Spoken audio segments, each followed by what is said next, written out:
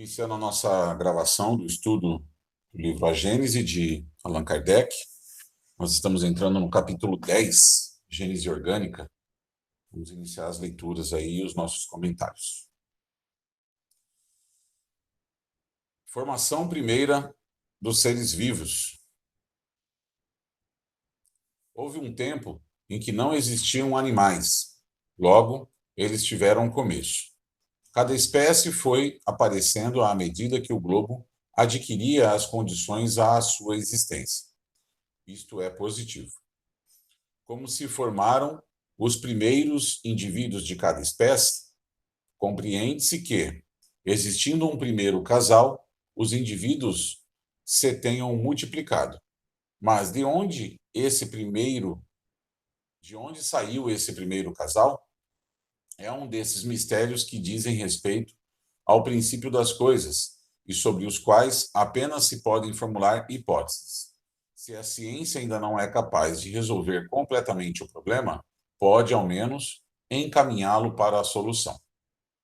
A primeira questão que se apresenta é esta: cada espécie animal saiu de um casal primitivo, ou de vários casais criados, ou, se preferirem, germinados simultaneamente em diversos lugares? Esta última suposição é a mais provável, e pode-se mesmo dizer que ressalta da observação. Com efeito, o estudo das camadas geológicas atesta a presença em terrenos de idêntica formação e em proporções enormes, da mesma espécie em pontos do globo muito afastados uns dos outros.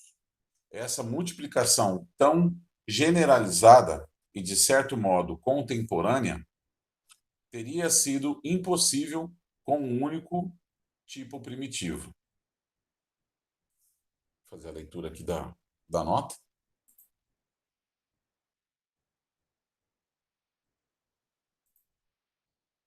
Segundo Charles Darwin, 1809-1882, naturalista britânico, autor de Sobre a Origem das Espécies por Meio da Seleção Natural, de 1859, as espécies teriam evoluído pelo processo de seleção natural, ou seja, os indivíduos mais aptos a sobreviver em um determinado ambiente apresentam mais probabilidade de gerar uma prole que herde suas características genéticas, que, por sua vez, sofrem imperceptíveis mutações genéticas de geração em geração. Ao longo de séculos, o acúmulo de pequenas mutações genéticas acaba resultando em grandes modificações e aperfeiçoamentos, se compararmos com a primeira geração daquela espécie, podendo surgir até novas espécies bem diversas da primeira. A teoria mais aceita atualmente é, então, a de que todas as espécies do planeta estão de alguma forma interligadas, das mais simples às mais complexas.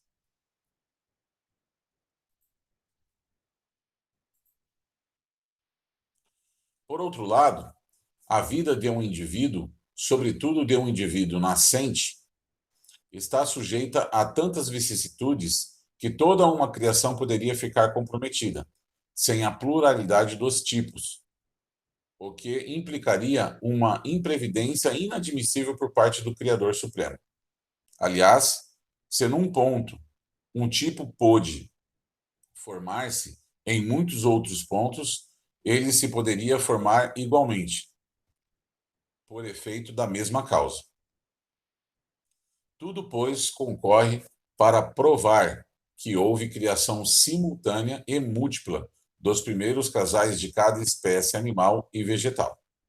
A formação dos primeiros seres vivos pode deduzir-se por analogia da mesma lei em virtude da qual se formaram e se formam todos os dias os corpos inorgânicos. À medida que se aprofunda o estudo das leis da natureza, as engrenagens que, à primeira vista, pareciam tão complicadas se vão simplificando e confundindo na grande lei de unidade que preside a toda a obra da criação. Isso se entenderá melhor quando estiver compreendida a formação dos corpos inorgânicos, que é o seu degrau primário. A química considera elementares certos números de substâncias tais como oxigênio, hidrogênio, o azoto, o carbono, o cloro, o iodo, o flúor, o enxofre, o fósforo e todos os metais. Ao se combinarem, eles formam os corpos compostos, os óxidos, os ácidos, os álcalis, os sais e inúmeras variedades que resultam da combinação destes. A combinação de dois corpos, para formar um terceiro, exige especial concurso de substâncias, seja um determinado grau de calor, de sequidão ou de umidade, seja um movimento ou repouso, seja uma corrente elétrica e etc. Se essas condições não existirem, a combinação não se verificará.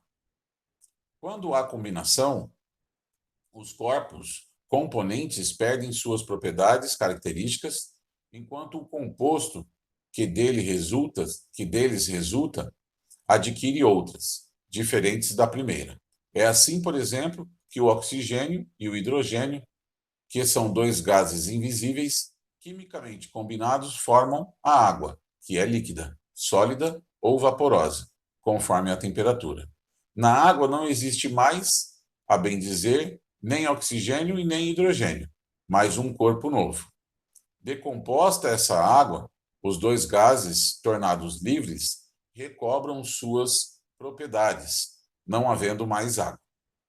A mesma quantidade de água pode ser, assim, alternativamente decomposta e recomposta ao infinito. A composição e a decomposição dos corpos se operam em virtude do grau de afinidade que os princípios elementares guardam entre si. A formação da água, por exemplo, resulta da afinidade recíproca que existe entre o oxigênio e o hidrogênio. Mas, se puser em contato com a água um corpo que tenha com o oxigênio mais afinidade do que a que este tem com o hidrogênio, a água se decompõe. O oxigênio é absorvido, o hidrogênio torna-se livre e já não haverá água.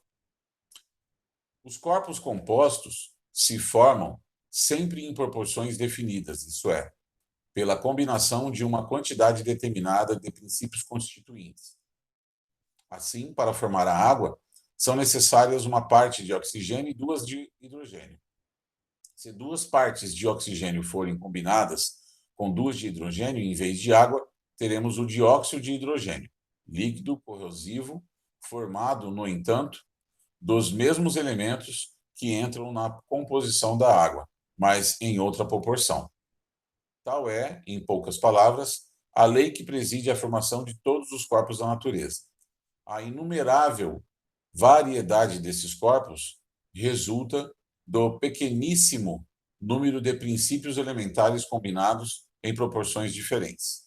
Assim, o oxigênio combinado em certas proporções com o carbono, o enxofre, o fósforo, forma os ácidos carbônicos, sulfúrico, fosfórico. O oxigênio e o ferro formam um óxido de ferro ou ferrugem.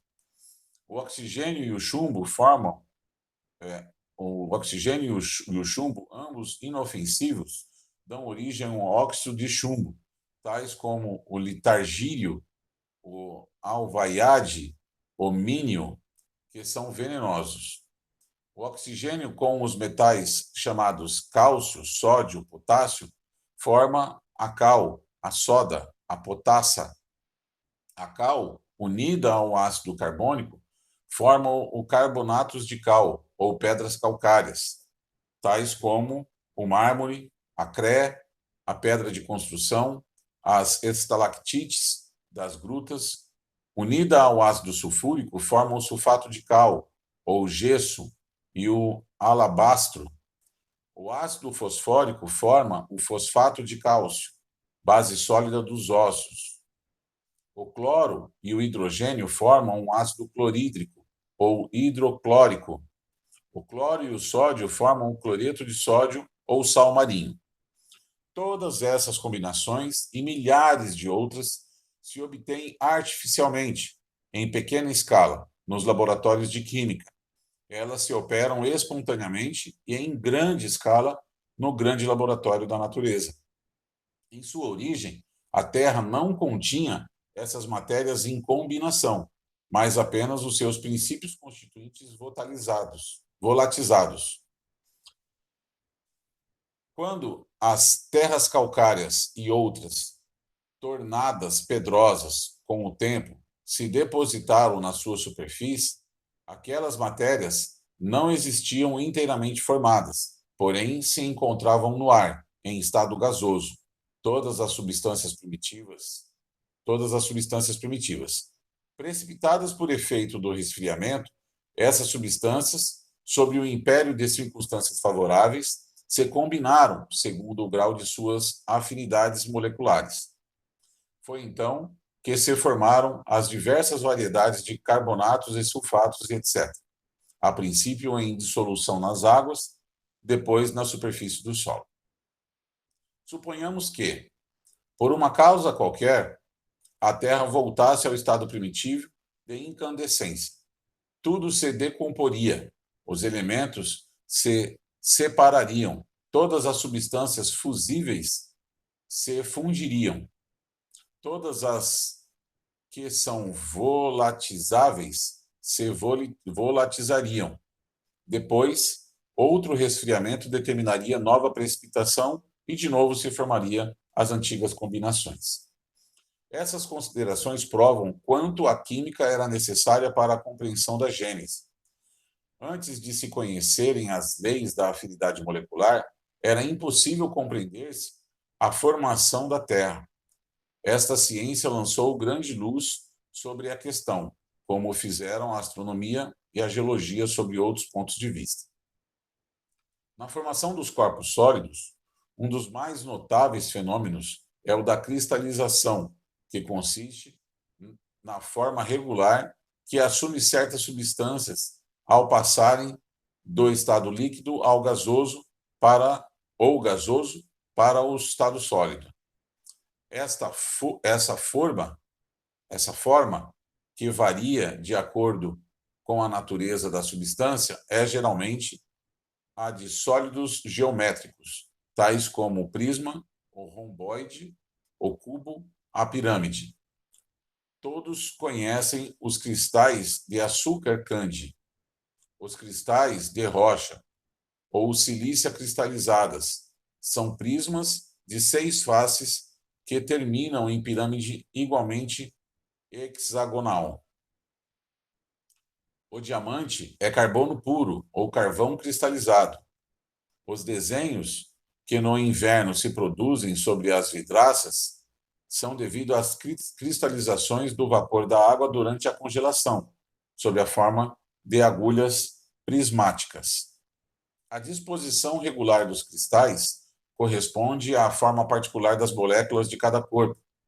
Essas partículas infinitamente pequenas para nós, mas que não deixam por isso de ocupar um certo espaço, solicitadas umas para as outras pela atração molecular, se arrumam e se justapõem segundo o exigem suas formas, de modo a tomar cada uma o seu lugar em torno do núcleo, ou primeiro centro de atração, e a constituir um conjunto simétrico. A cristalização só se opera em certas circunstâncias favoráveis, fora das quais ela não pode dar-se. O grau de temperatura e o repouso absoluto são condições essenciais.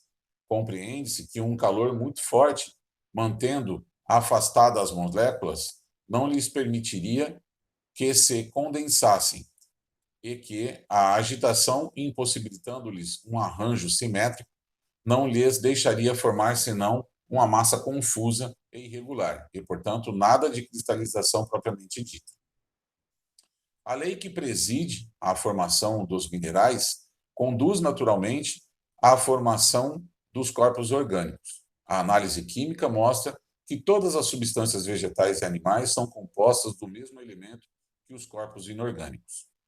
Desses elementos, os que desempenham um papel mais importante são o oxigênio, o hidrogênio, o azoto e o carbono. Os outros entram acessoriamente.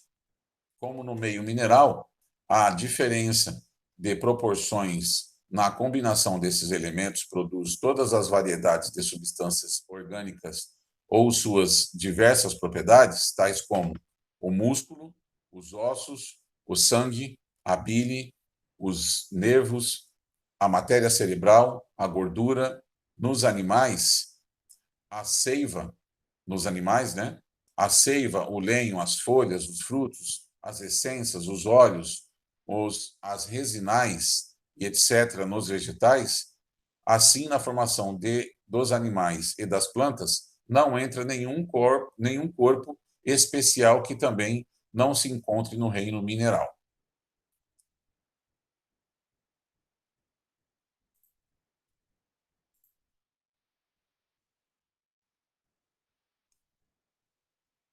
Os tecidos orgânicos, a nota nota do livro, né?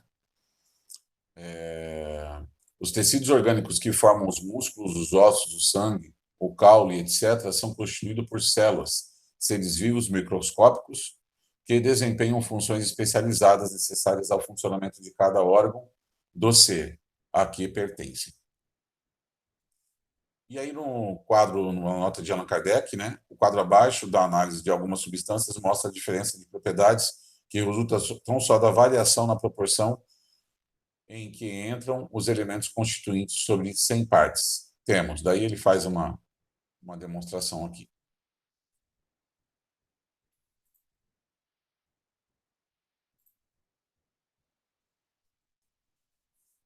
Alguns exemplos comuns dão a compreender as transformações que se operam no reino orgânico pela só modificação dos elementos constitutivos. No suco de uva não há vinho, nem álcool, mas simplesmente água e açúcar. Quando o suco fica maduro e são propícias as condições, produz-se nele um trabalho íntimo, a que se dá o nome de fermentação. Por esse trabalho, uma parte do açúcar se decompõe. O oxigênio, o hidrogênio e o carbono se separam e se combinam nas proporções necessárias a produzir o álcool. De sorte que, ao se beber suco de uva, não se bebe realmente álcool, pois que esse ainda não existe. Ele se forma das partes constituintes da água e do açúcar, sem que haja, em suma, uma molécula a mais ou a menos. No pão e nos legumes que se consomem, não há certamente carne, nem sangue, nem osso, nem bilis, nem matéria cerebral. Entretanto, esses mesmos alimentos, decompondo-se e se recompondo pelo trabalho da digestão, produzem aquelas diferentes substâncias tão só pela transmutação dos seus elementos constitutivos. Na semente de uma árvore não há madeiras, folhas, flores, frutos. E seria erro pueril acreditar-se que a árvore inteira, sob uma forma microscópica, ali se encontra. Quase não há sequer na semente oxigênio, hidrogênio e carbono, na quantidade necessária para formar uma folha de árvore. A semente contém um germe que desabrocha quando encontra condições favoráveis. Esse germe se desenvolve em virtude dos sucos que aure da terra e dos gases que aspira do ar. Tais sucos, que não são lenho, nem folhas, nem flores, nem frutos, ao se infiltrarem na planta, formam-lhe a seiva, como nos animais formam um sangue. Levada pela circulação a todas as partes do vegetal, a seiva, conforme o órgão que vai ter e onde sofre uma elaboração especial, se transforma em lenho, folhas, frutos, como o sangue se transforma em carne, ossos, bilis e etc. Contudo, são sempre os mesmos elementos: oxigênio, hidrogênio, azoto e carbono diversamente combinados. As diferentes combinações dos elementos para a formação das substâncias minerais, vegetais e animais não podem, pois, operar-se a não ser nos meios e em circunstâncias propícias. Fora dessas circunstâncias, os princípios elementares estão numa forma de inércia. Mas, desde que as circunstâncias se tornem favoráveis, começa um trabalho de elaboração as moléculas entram em movimento, agitam-se, atraem-se, aproximam-se e se separam em virtude da lei da afinidade, e por suas múltiplas combinações compõem a infinita variedade de substâncias. Se essas condições desaparecem, o trabalho cessa subitamente para recomeçar quando elas de novo se apresentarem. É assim que a vegetação se ativa, enfraquece para e prossegue sobre a ação do calor, da luz, da umidade, do frio ou da seca, que essa planta prospera num clima ou num terreno, e se estiola ou perece em outros. O que se passa diariamente sob os nossos olhos pode colocar-nos na pista do que se passou na origem dos tempos, vistos que as leis da natureza são invariáveis. Uma vez que os elementos constitutivos dos seres orgânicos e inorgânicos são os mesmos, que os vemos incessantemente em dadas circunstâncias a formar pedras, plantas e frutos, podemos concluir daí que os corpos dos primeiros seres vivos se formaram com as primeiras pedras, pela reunião das moléculas elementares em virtude da lei de afinidade, à medida que as condições da vitalidade do globo foram propícias a esta ou aquela espécie. A semelhança de forma e de cores na reprodução dos indivíduos de cada espécie pode comparar-se à semelhança de forma de cada espécie de cristal. Ao se justaporem sobre a ação da mesma lei, as moléculas produzem conjunto análogo.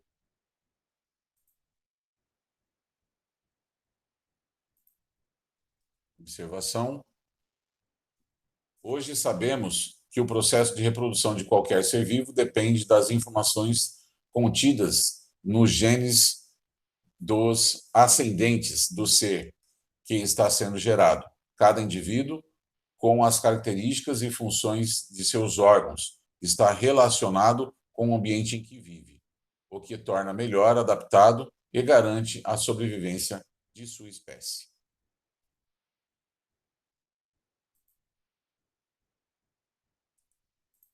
Vamos fazer os nossos comentários.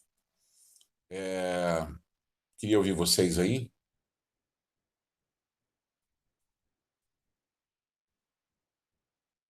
É uma leitura bem extensa, né? Mas extremamente importante que traz muitas vezes para a gente que não tem acesso, né? Que não trabalha, que não convive com isso na nossa rotina, no cotidiano, essa informação, né? Esse alimento de que praticamente todas as coisas são formadas com os mesmos princípios, com os mesmos elementos combinados de formas diferentes, né? Então, olha a sabedoria divina, né? Na criação dessas coisas. Eu ia comentar uma coisa assim que sempre me chama a atenção quando a gente lê as obras ou faz qualquer estudo das obras kardecistas, enfim, das obras espíritas de maneira geral, mas essas obras básicas a gente vê que elas têm um link sempre com o que a gente já conversou, né? Então, ali eles falando sobre esse princípio, sobre esse capítulo lido aí, essa ponta, a primeira parte do capítulo, o que me chama a atenção é assim, as condições, né?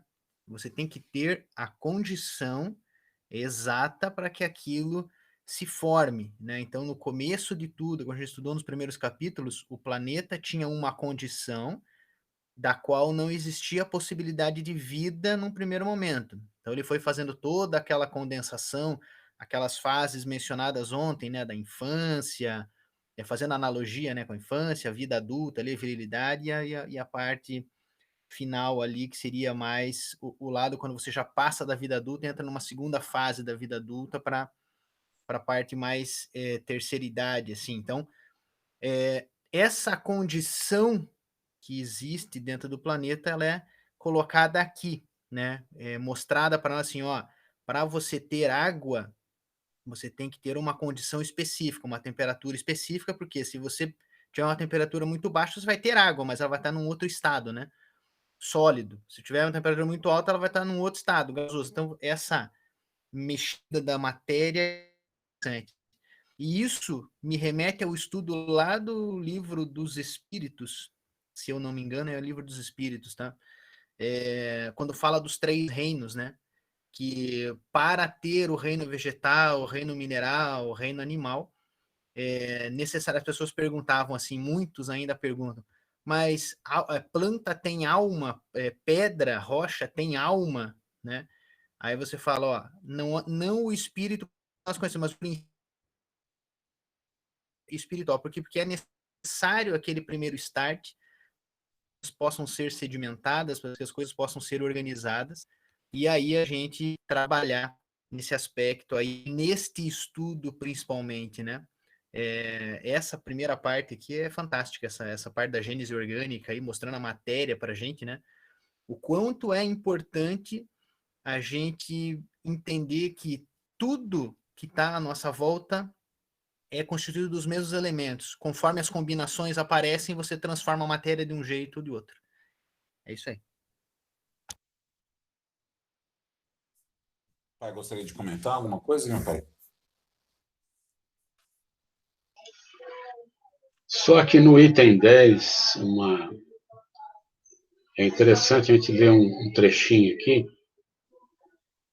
Estas considerações provam quanto a química era necessária para a compreensão da Gênese.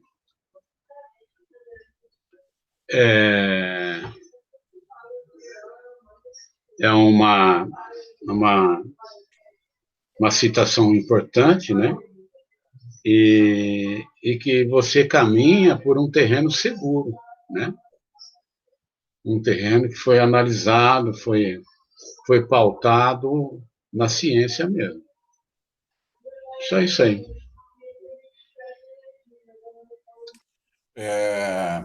Eu queria trazer dois exemplos, né, desse processo que se dá ao longo do tempo, que ele diz ali, né?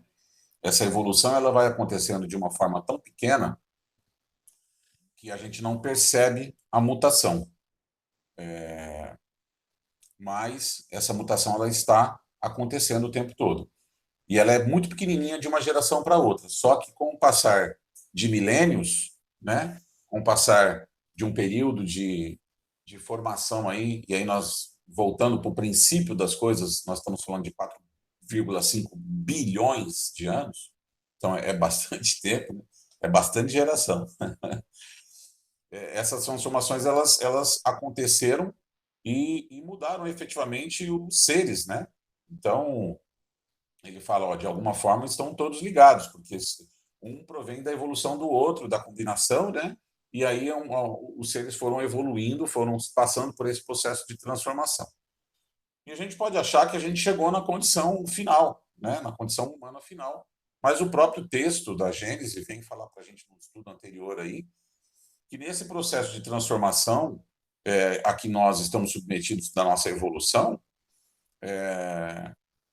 quanto mais a gente evolui, menos a gente vai estar ligado à matéria. Então, a gente permanece nesse processo de evolução.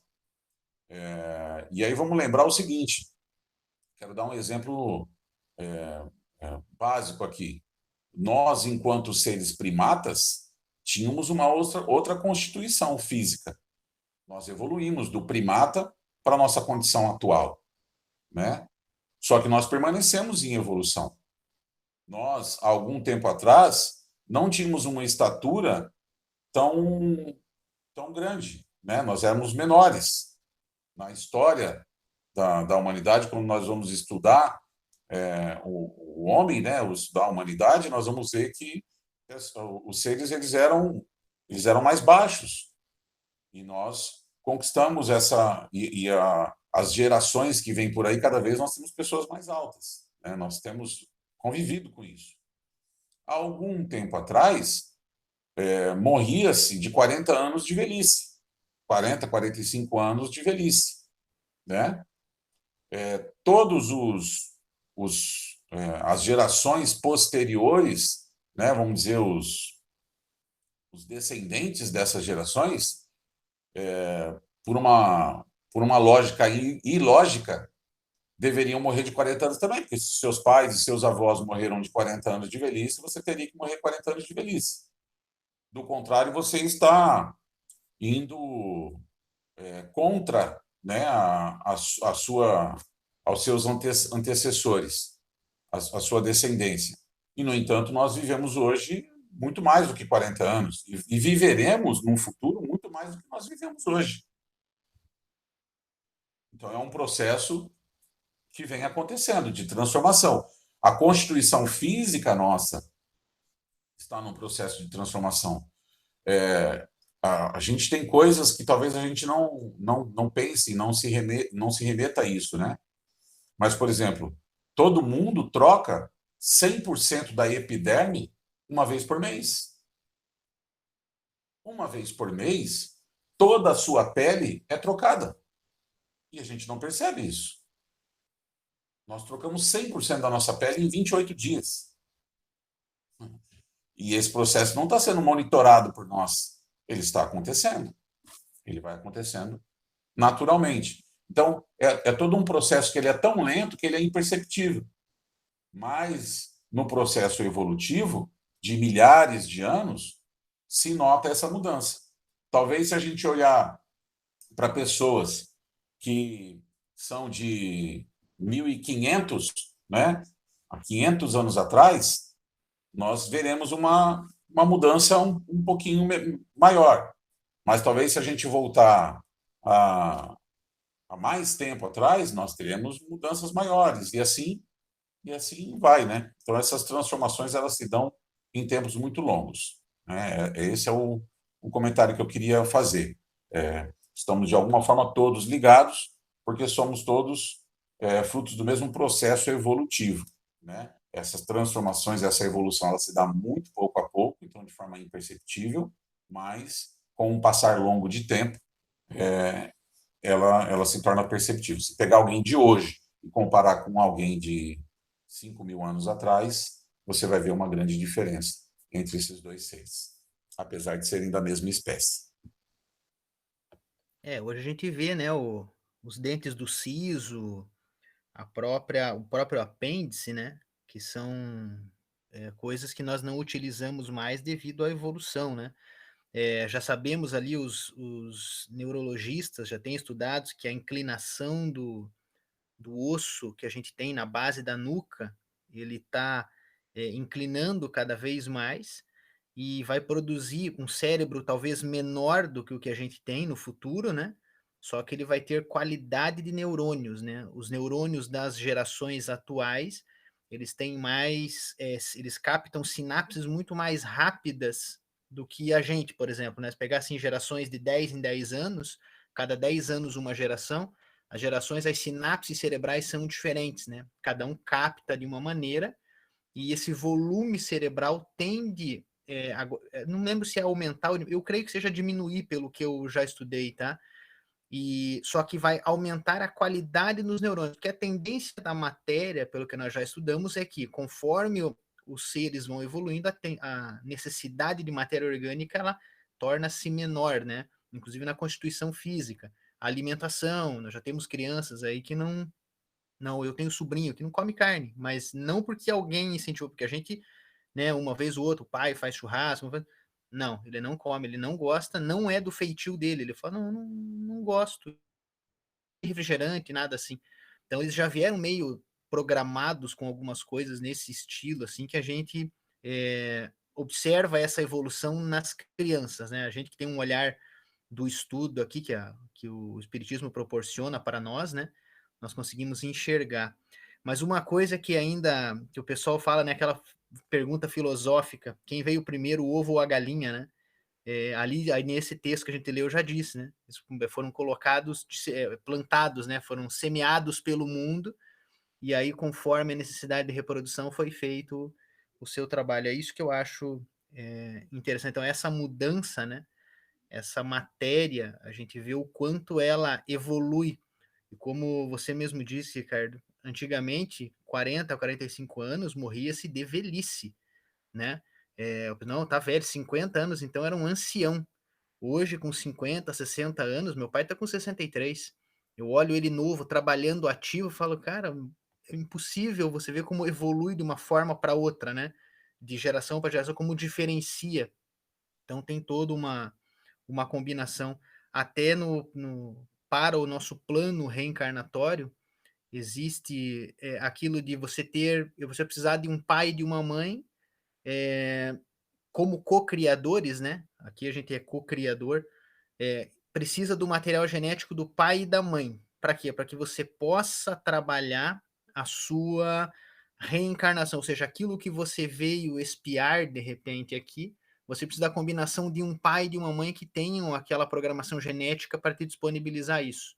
Né? Isso explica por que nós não reencarnamos muitas vezes na mesma família, assim a gente pula, né? Às vezes nós pulamos isso porque geneticamente a gente precisa de algo que está ali, né? Uma pessoa que crianças, por exemplo, que venham a desenvolver um câncer, desde que nasceu, já nasce com câncer, precisava da combinação genética daquele pai ou daquela mãe que tinham isso disponível para que ele pudesse espiar um erro passado, alguma coisa. Então, essa combinação material é bem interessante nesse sentido. Daí. Sobre a jovialidade dos senhores, não é nada no seu céu isso aí. 7.0 com cara de 5.0. Sim, exatamente. É o que a gente fala, né? Eles estão ficando cada vez mais jovens, cara. É impressionante. É isso aí. Eu tenho algum comentário, Pailão? O barulho aqui está bem grande. Tá bom. Eu queria fazer mais um comentário, eu acho que a gente vai acabar se estendendo um pouquinho, porque depois nós vamos entrar no princípio vital, e aí eu acho que tem que ficar para amanhã mesmo o princípio vital, tá? Porque tem um ponto aqui que não pode passar batido por nós, que é a questão que ele fala lá no começo, deixa eu só voltar lá para o comecinho da leitura, onde ele vai falar sobre a formação ocorrer ao mesmo tempo em várias partes do globo. E isso coloca em xeque, né? Ele fala assim, primeiro, precisa se supor, né, que essa formação primeira dos seres, ela seria de uma dupla, né, de um casal, né, de cada um dos tipos de animais que existem. Só que, partindo desse princípio, esses animais, como eles podem ter sido encontrados em continentes diferentes, em lugares diferentes, e aí ele fala o seguinte, com a mesma, né, germinados simultaneamente em diversos lugares. Que ele fala assim, formação idêntica.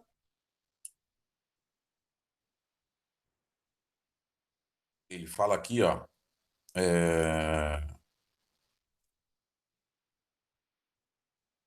ele fala que aconteceram na mesma época. Eu não consegui achar aqui no texto quando ele diz isso. Que quando você vai analisar essas espécies, elas estão em lugares muito distantes, né? E quando você vai analisar o tempo, né, de criação desses animais, mostra que eles tiveram uma formação no mesmo período. Então, talvez se ele tivesse se formado em tal lugar e as gerações futuras tivessem se deslocado, tivessem chegado em outro lugar, nós teríamos a existência deles comprovada em épocas diferentes. São da mesma espécie, mas não tem a simultaneidade, né, do período em que coexistiram. Eles não teriam coexistido. Um teria sido vivido numa época, o outro teria vivido em outra época, devido a esse deslocamento, esse tempo todo que levou para se deslocar. Isso partindo da ideia e do conceito de que foram criados em pares, né, em duplas. E aí, a partir deles, se procriou e se populou, se ocupou todo o planeta. Beleza. Então, isso seria impossível. A ciência já nos mostra que seria impossível, né? Porque eles são contemporâneos, estão em lugares extremamente opostos. Então, necessariamente, nós precisamos deixar essa ideia de que se cria um casal, e aí eu não estou falando apenas de Adão e Eva, né? mas eu estou falando de toda a criação, de todos os animais, de todos os seres.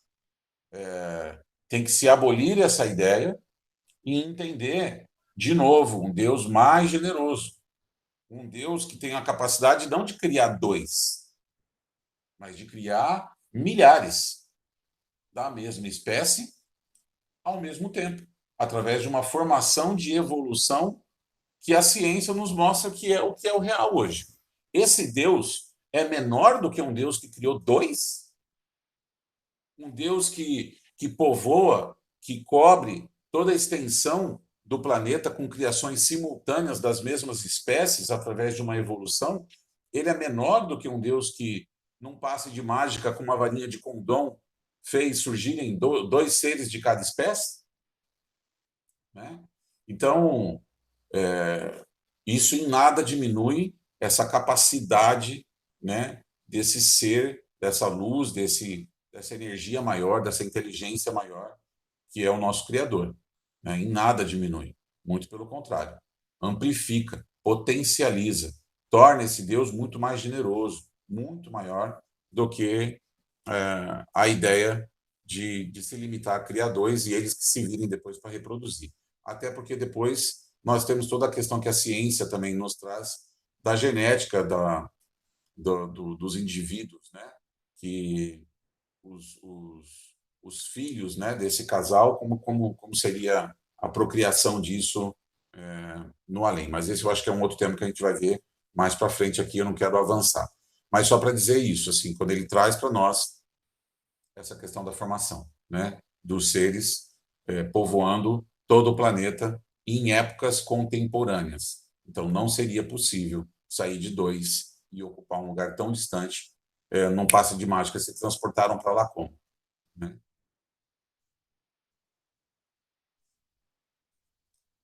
Mais algum comentário, Guilherme? Não, não, você falou tudo aí que é isso aí, né? Não, a própria ciência mesmo, Kardec fala, né? Se em algum momento de distanciar a ciência com a ciência mesmo já prova que é impossível você ter surgido de dois únicos seres, né? E a própria Bíblia, os textos bíblicos, né? Eles entram em paradoxos. Fala que quando Caim matou Abel, que Caim e Abel, filhos de Adão e Eva, quando Caim matou Abel, sabendo que Adão e Eva seriam os primeiros seres pela alegoria ali, pelo dogma, né, da religião, ser os primeiros seres humanos, o primeiro homem, a primeira mulher. Quando Caim mata Abel, ele sai e constitui família. Então você vê o paradoxo, né? Mas como? Se eles eram os primeiros seres, até como é que ele saiu e constituiu família fora daquele círculo, né? Então a ciência vem e traz esse contexto para nós, que vai de encontro a tudo que você falou aí, né? Então é bem isso, né? Não ia pegar e não vou criar dois e deixe. Não, tem todo um processo por trás. A gente talvez entre mais à frente nesses processos ali, então dá para antecipar ou dar muito spoiler do que a gente vai falar mais à frente. Mas é nessa linha aí mesmo, tá? É bem isso aí. 100% de acordo. Beleza, gente. Por hoje é isso. Estamos finalizando, então, nossos estudos aí. Amanhã a gente volta com mais informações. Obrigado pela participação de vocês aí. A gente se fala amanhã. Fechado. Tchau, tchau. Até amanhã.